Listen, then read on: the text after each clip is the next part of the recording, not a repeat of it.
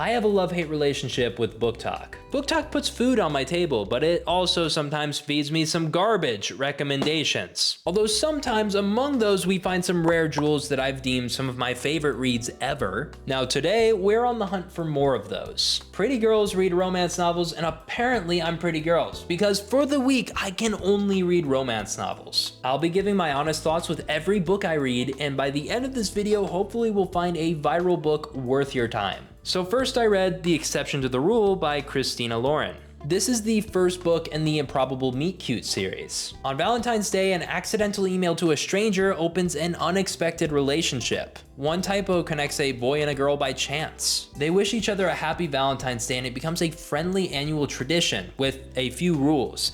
No pics, no real names, and no information that's too personal. As years pass, the rules for their email dates are breaking, and they start sharing more than they ever imagined, getting themselves to the point of wondering, what if we actually met? This is not a 5-star read for me, but it is a 4-star read. I blew through it in one sitting because it's a novella. It's short, but it absolutely delivered. I felt despite it being a shorter read, it still stuck the landing for being a slow burn. It took place over the span of a decade, and I've read books that are 4 times the length of this bite-sized story that haven't left me as satisfied as this slow burn romance did. I love meet cutes over the internet. It feels really authentic given social media nowadays, and I'm honestly surprised that more romance stories haven't had their couples blossom their relationship through social media, given dating in this day and age. I mean, connecting because of pure coincidence, because of a typo of an email address, that is a really adorable way to do a meet cute. But this brings up a bigger question. Why is no one stumbling into my inbox on February 14th? I mean, I like a Valentine's Day message aside from Snapchat wishing me a happy Valentine's Day. Overall, if you're looking for something short and sweet, other than Sabrina Carpenter, this is the book for you. Unlike my next read. My second book from this challenge was Memoirs of a Teenage Amnesiac. Naomi loses a coin toss and has to go back for the yearbook camera. She hits her head on the step and forgets everything, including her boyfriend Ace. She can't remember falling in love with him, and much less who he is. But without waking up in the ambulance, she never would have met James. Now, I don't often drop books. Unfortunately, this is one of those times. The Amnesia Trope for me is such a hit or miss, and unfortunately this was the latter. I read 100 pages and it felt like a chore. Like, I wasn't enjoying the ride, and I had to remind myself that it's okay not to like every book, and it's okay not to finish every book. If you enjoyed this book, I'm happy for you. I truly believe every novel, despite the criticism, has at least one person who really appreciates the story and the message. But unfortunately, this time that was not me. I'll never know the ending to this story, and honestly, I'm okay with that.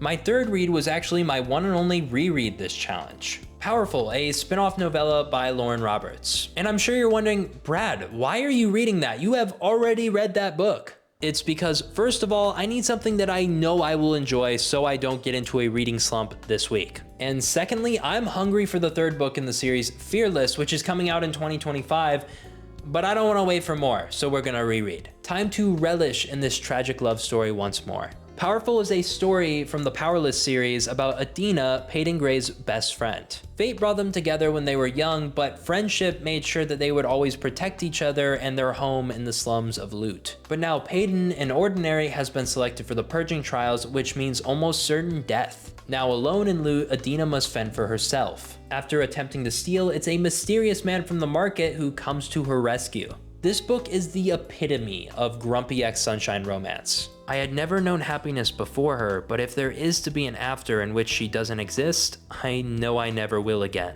To be honest, I forgot how many book talk cliches are in this novel. And don't think that is a criticism because I ate them up. Who did this to you? Friends to lovers? Do them justice and I will be content as a reader. You're going to think I'm crazy for this, but the last few chapters of this book are my favorite. Spoilers if you haven't read any of the Powerless series yet. But I love reading tragic endings to beautiful romance stories. It's tear-jerking, it makes you feel all of the sadness. And if you've read Powerless, you knew this was going to happen. We saw from Kai and Peyton's perspective what was going on. I'm giving this 3 stars because it wasn't a story that I needed in this universe, but it was still appreciated for the romance aspect of everything. Now, before I reveal my final read, let me tell you about the sponsor of this video, Fable. Fable is an app that helps readers set their reading goals for the year and track their books. It can help you distinguish between what you've read this year and what you want to read this year. Yeah, all the books that slipped through the cracks of my mental to-be-read list last year, not happening again. Now, some of you may be thinking, I already use Goodreads, all of my books are over there. Fable allows you to seamlessly download your data from Goodreads into the app. Not to mention, you'll learn more about your taste in books because Fable celebrates each book you finish and break down by genre and month. You'll be able to use this to find more books that you enjoy. I'm obsessed with my stats from last year, labeling me a connoisseur of epic romance,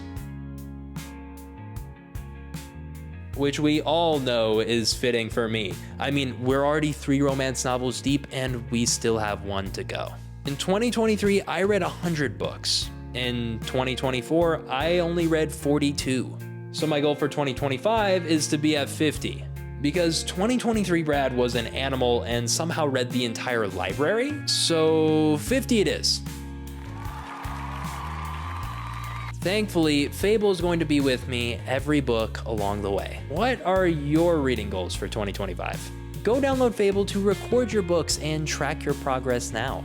My final read of this challenge will be another story from the Improbable Meet Cute series, Rosie and the Dreamboat. In this story, Rosie and her sister go to a day spa for Valentine's Day, only to find herself locked in a flotation tank. Enter a firefighter, determined to pry her from the high-tech shell. All Rosie has to go off of is his dreamy voice and his flirty sense of humor, but could this be the man that she's been waiting for her entire life? This was a 2.5-star read for me. Weird and chaotic is the easiest way for me to describe this. It's a cute, smut-free read that takes place entirely at the day spa. 2/3 of the story, Rosie is trapped in a relaxation pod where she cannot see, it is pitch black, and she is floating in salty water. I am a sucker for romances where the characters make a strong connection without actually seeing each other. I like the emphasis on how they felt for each other solely based off of personality and the awkward situation that they've been left in together. I've never actually read a Sally Thorne novel, but this short story has convinced me to at least try one of her full-length novels at some point. And with that, I've completed this TikTok romance recommendation challenge. Let me know your favorite romance novel in the comments so next time I read romance novels for a week straight, I can find a 5-star book.